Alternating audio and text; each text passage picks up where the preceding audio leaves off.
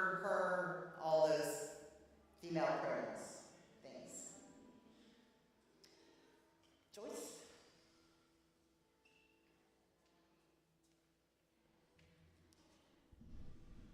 Welcome to Unitarian Universalist Church of the Brazos Valley, UUCBV, or Brazos UU for short.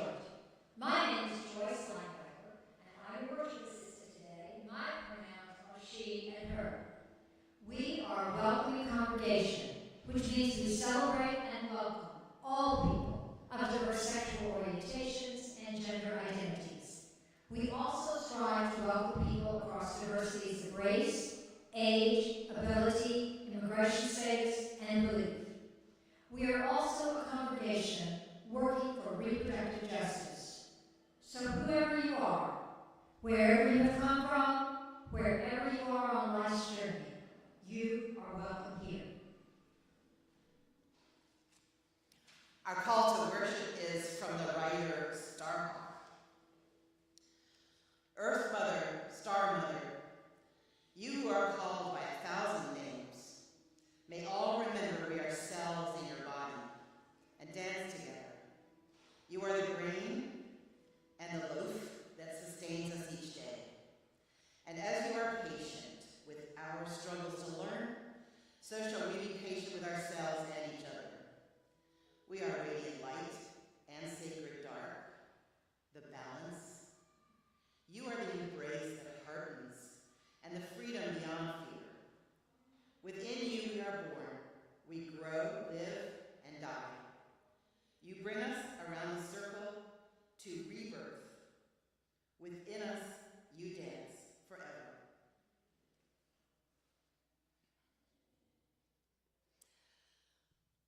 Nathan is going to be our chalice lighter today. Please say our chalice lighting words with me.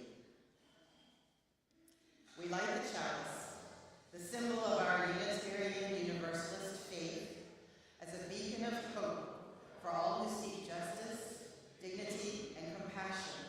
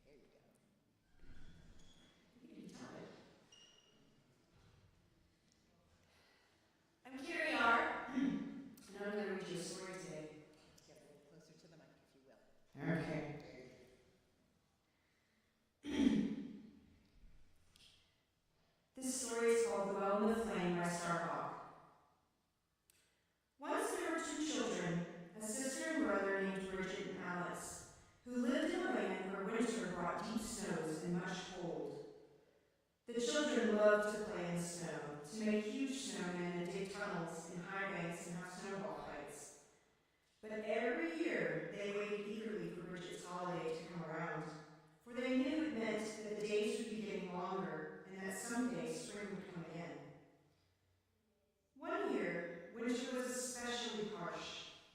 Day after day, clouds filled the sky and snow piled up on the streets. Night after night, a cold wind howled through the corners of the houses and blew smoke back down the chimneys.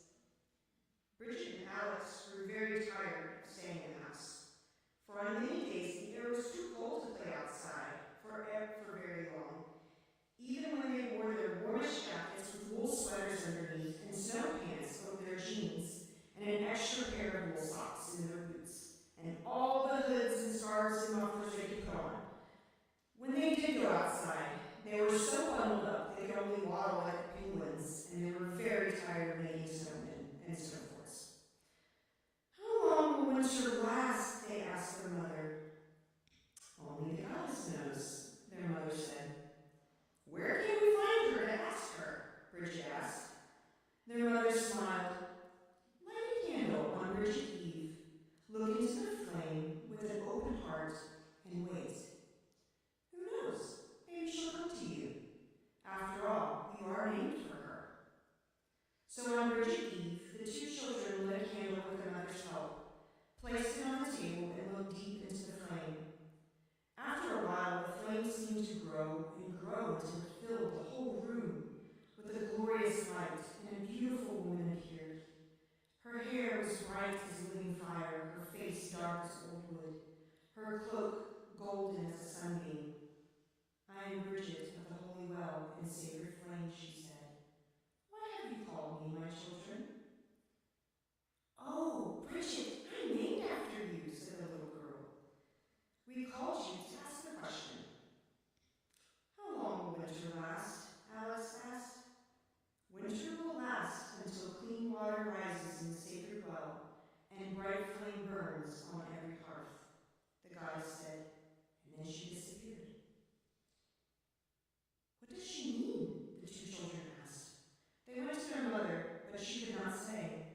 They asked their father, but he only winked and said, That's the trouble with the goddess. It's hard to get a straight answer from her. So they went to bed unsatisfied. The next morning, they woke up early and decided that they would go from house to house in their village and see whether or not a warm fire was burning on every hearth. And they would ask everyone if they knew of the sacred well. So they did. They bundled up in their warmest jackets with wool sweaters underneath and snow pants over their jeans, and an extra pair of wool socks in their boots, and all the hoods and scarves and mufflers they could put on, and went outside waddling like penguins.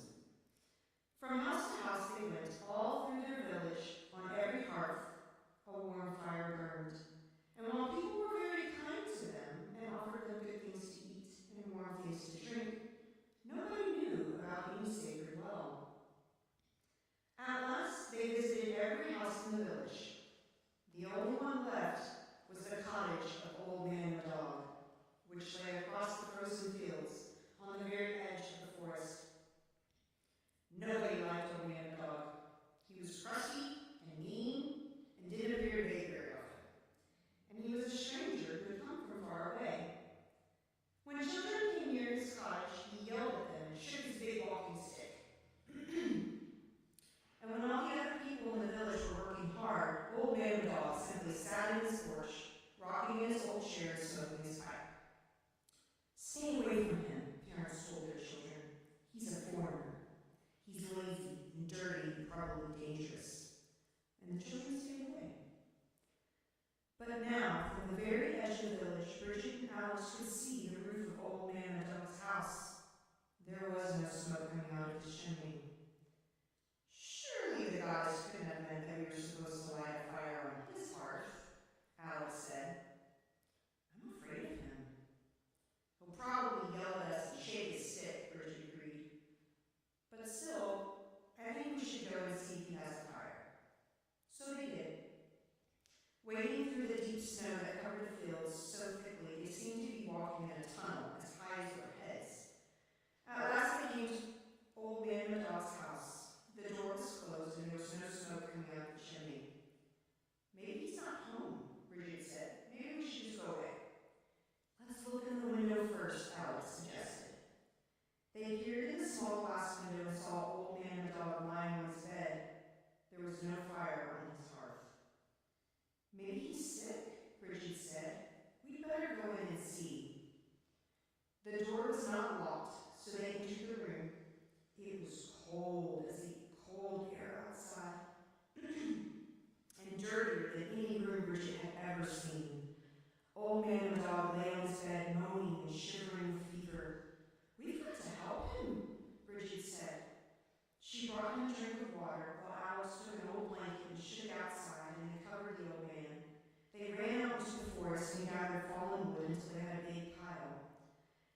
lit a fire on the hearth, and soon the room began to grow warm. They found some potatoes and carrots and onions in a bag and cooked up a nice hot soup. While it was simmering, they cleaned the house and swept the floor and washed the dishes. Finally, Old Man the dog was warm enough to sit up and drink some soup. "Pesky children," he said in a gruff voice. "I never did like children. Still, I suppose I ought to thank you." "That would be polite," Bridget told him. "But what we really want to know is whether you've ever heard of any holy well around here," Alex said. "Holy well, Jingle Bell," Old Man the dog said. "I don't hold with your holy wells. The only well I know of is that old fallen-in well in the woods, and it's all full of garbage." Bridget and Alex looked at each other. Garbage? That didn't sound very holy. But still, it was the only well anyone had told them about all day. "I guess we better go look for it," Alex said.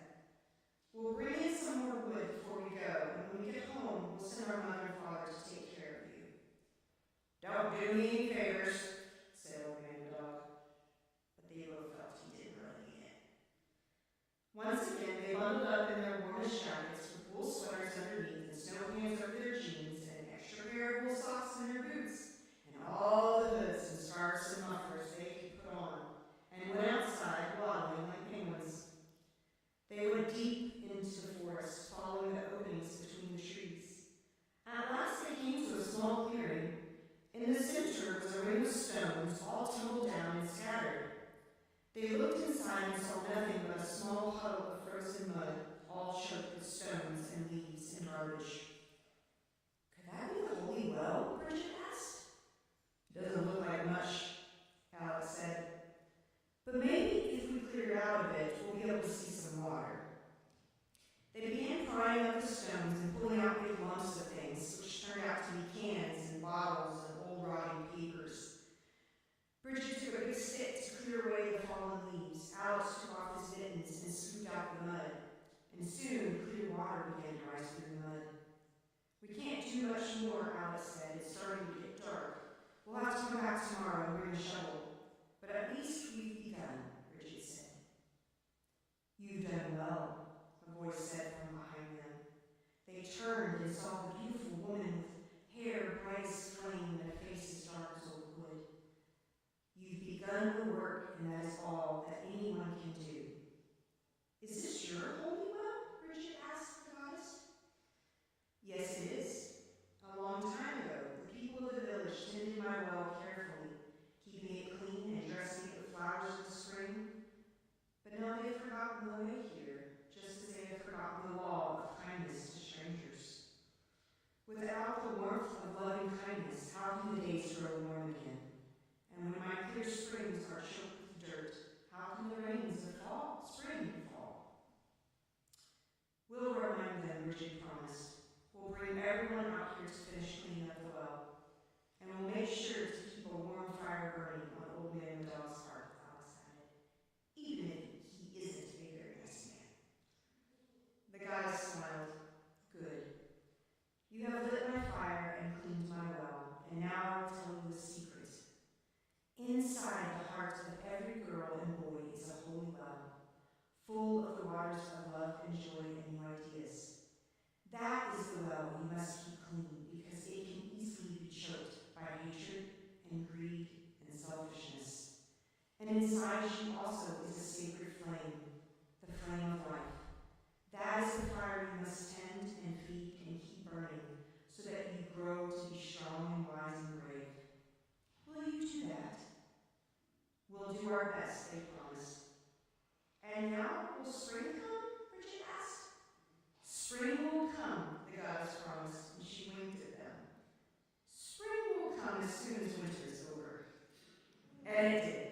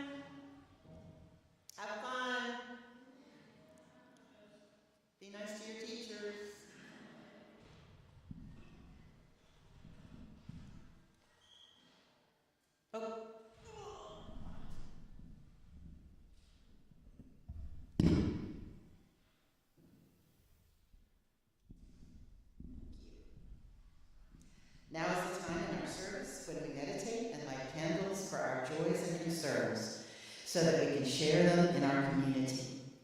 The music for today will be provided by Ned Durrett, my younger son. Kathy,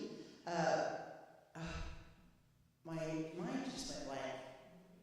Kathy Wheeler, sorry. Y'all can tell her that I did that. It's all right, we don't have to keep secrets here.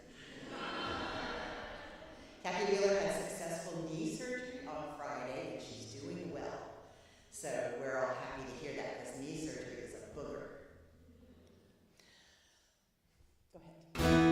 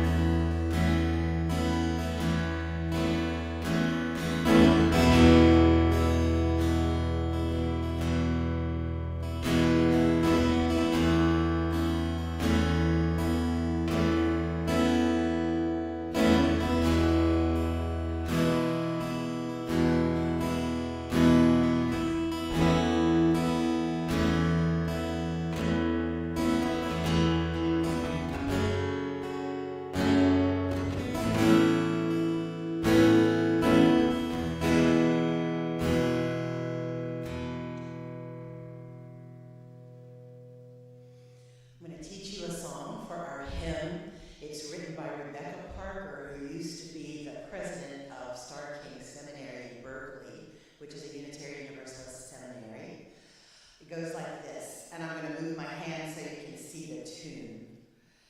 So this is a real old-fashioned way of doing it. It goes like this. There is a love holding me. There is a love holding all that I love. There is a love holding all. I rest in this love. Want to try it with me? There is a love holding me. There is a love holding all that I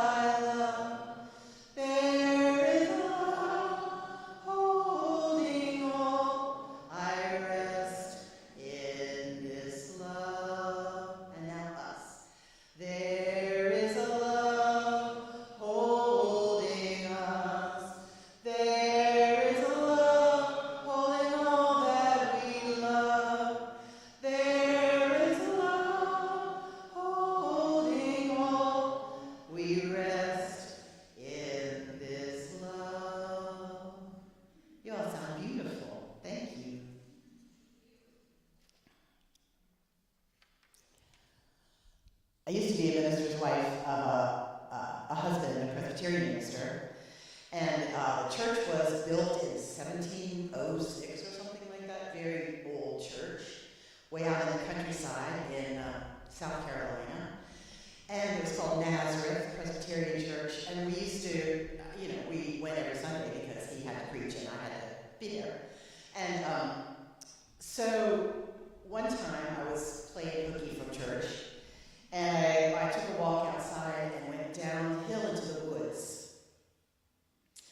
And downhill in the woods, I found a spring, like the children did in the story.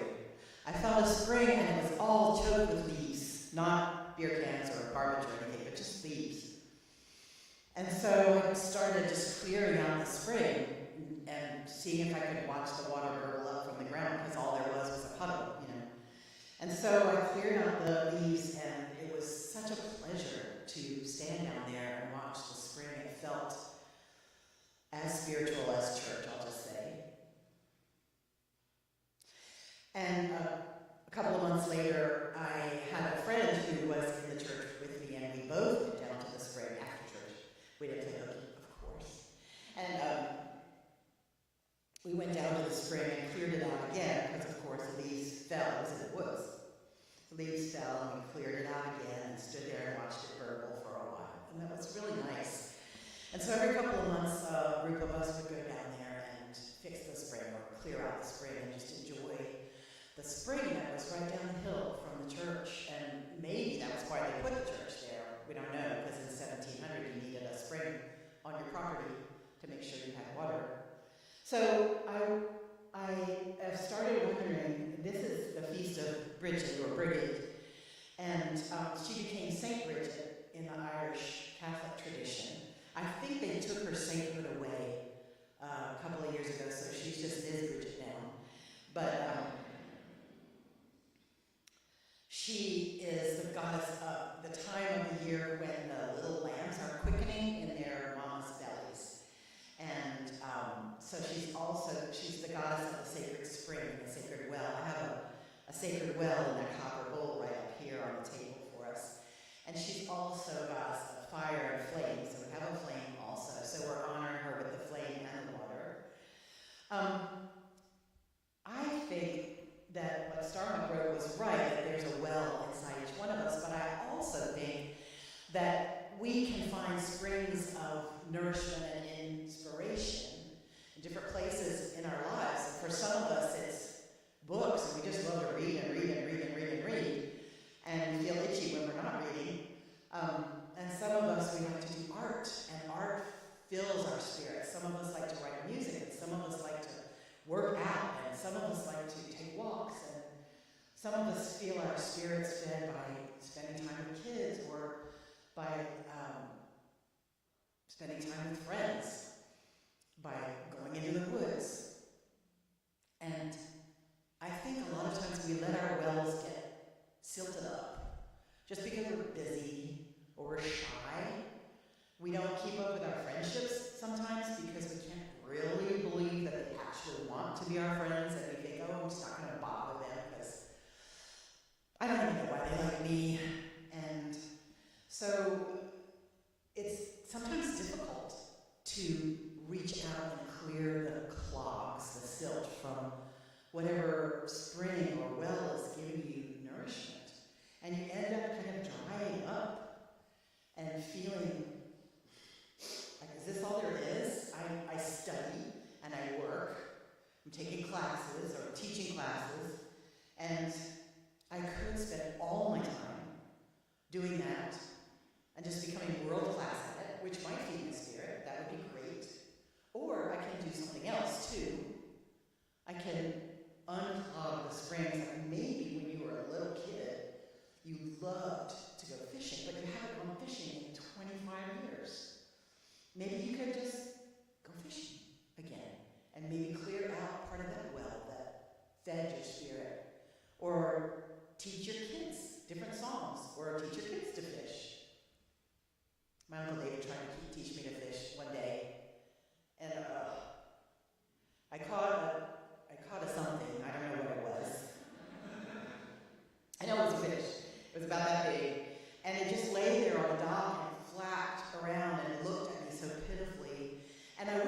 said, throw it back in.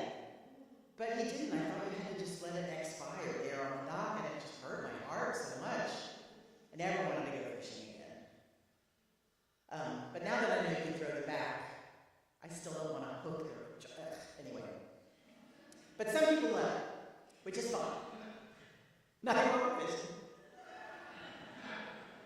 I said something one time in a sermon about my cousin who lives in San Francisco and is a vegan, and he's not just a regular kind of nice vegan.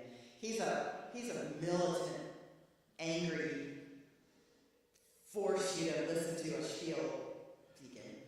And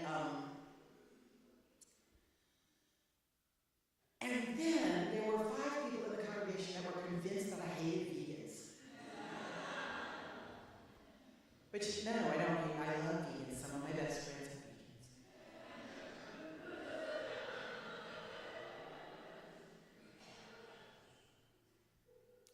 So, clearing out the springs that feed you, whether it's art or books or working out or walking or taking time with friends, reaching out to your kids that you haven't talked to in a while, all those things are not a one-time deal. They are an over and over deal, right? And so, there's this wonderful comedian called Stephen Wright. I don't know what he's doing now, but he used to be a popular comedian. And he always just had like one-line jokes or two-line jokes, and he said, I don't have to walk my dog anymore. I walked him all at once.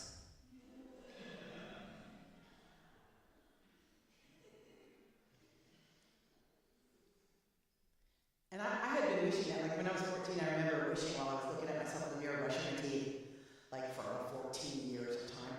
I was like, I wish I could just brush them all at once and they would just stay.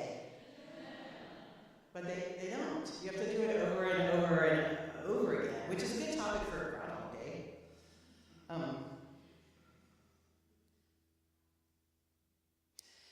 So what I want to talk to you about also is the whole goals versus processes thing. Things that you attain one time and you get a dopamine hit and you feel really good because you accomplished a goal. And sometimes, what they say in psychology today, so it must be true, is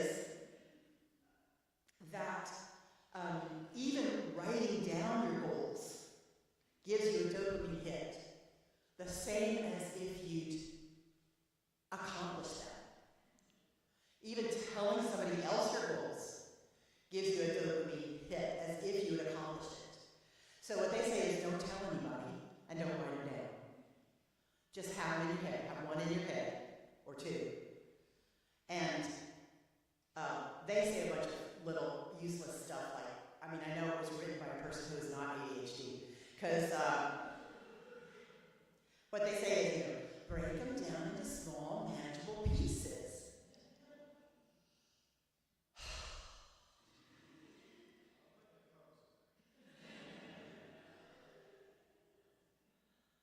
I'm getting heckled.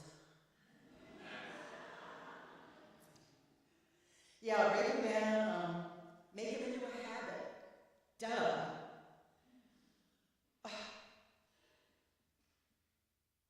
So I think I'm gonna talk about my friend Klondike Stedman's book. He's a friend from Austin and he's a piano teacher.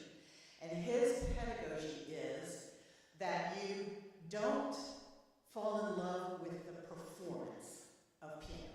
I mean, you can love it, you can like it. But if you don't fall in love with the process of practicing, you're not going to get good. We watched a documentary about Orrin O'Brien, who was the first woman hired by the New York Symphony, by Leonard Bernstein. And she was a double bass player, or is a double bass player. Tiny woman, huge double bass. But she is the best double bass player in the world, I think. She must be. She teaches still. She's 87. And she said the first time she drew the bow across the strings, she loved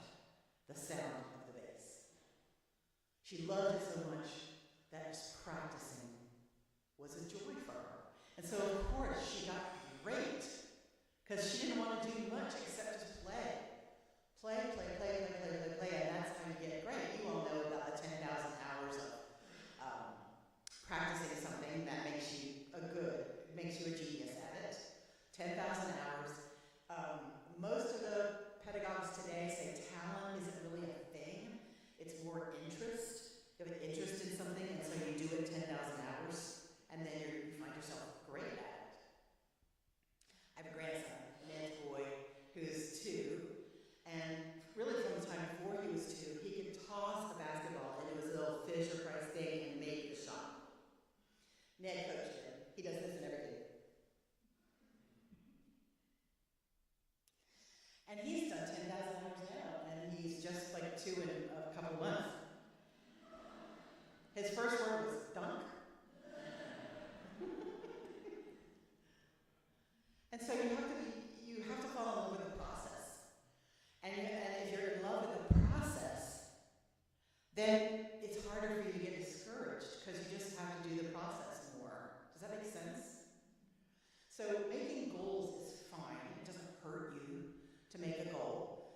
Just don't rob yourself of the dopamine hit of practicing or cooking slow food or taking a walk or working in a way that's, I'm not going to tell you to be mindful. I have a little bit of ADD. I can't be mindful. That doesn't work for me. I'm trying to wash dishes with my whole concentration up. My brain goes bing, bing, bing, bing, bing, but I think it's sermons, so that's good. But yeah, what I want you to think about is what kind of process in your life could you fall in love with? What are your processes that unclog the spring for you? If you had an actual spring to clean out, that would be very cool to be like a metaphor for you. But you might just have a friendship that needs to be unsilted, or it might just be a relationship of another kind that needs to be unsilted, cleared out, something that needs to get talked about. Because sometimes if you have a relationship and there's something that happened that's not been talked about, it sits there like a big rock in the middle of the road between you. And you have to go around that rock all the time, which is effortful and not fun. So maybe clearing out the well for you would be having a talk. Or maybe clearing out the well for you is reaching out to a community like this and coming to a place where you can meet and greet and learn something together and be helpful and take care of each other. And that's a good feeling for many of us.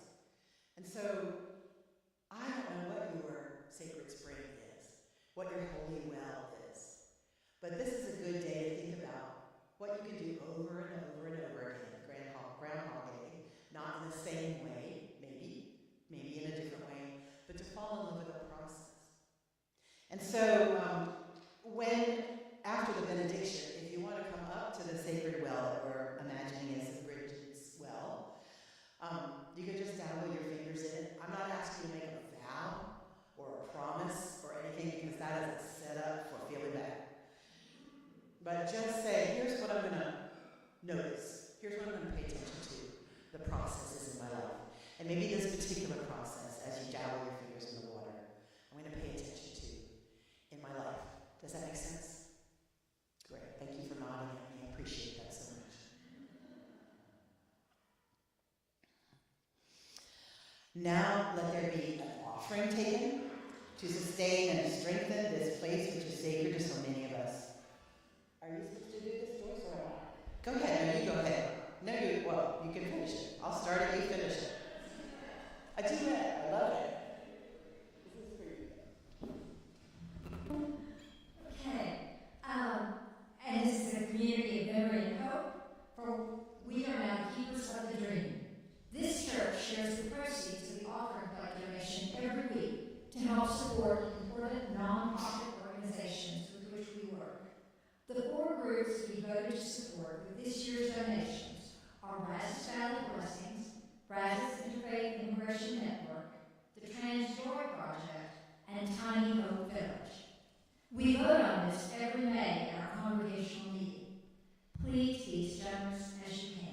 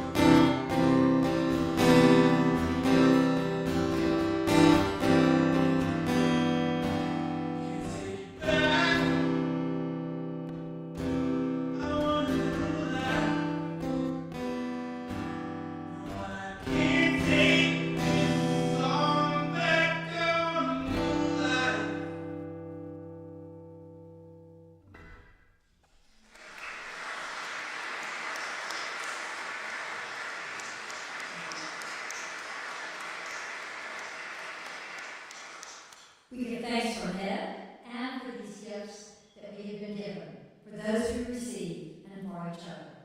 May your generosity return to you tenfold. We do have some announcements this week. The Love and Joy choir rehearsals are now every Monday and Thursday, 6 to 7 p.m. All of this week, not on Monday. The next rehearsal is Thursday, February 6th. The latest music is up at www.kyahartwood.com. Just click on the Love and Joy page. General Movement Yoga and Meditation is now on the first and third Saturdays each month at 9 a.m. So please see Liz or Stephanie, who will wave, if you have any questions. Our book group starts February 9th after the service at noon. We are reading Braiding Sweetgrass. The book group meets every second Sunday. And next week is our animal blessing. We invite well-behaved, furry, scaly, or feathered friends, which means you will see photographs of my ill-behaved furry friends. And we invite you to bring photographs of your animals, past and present, to us.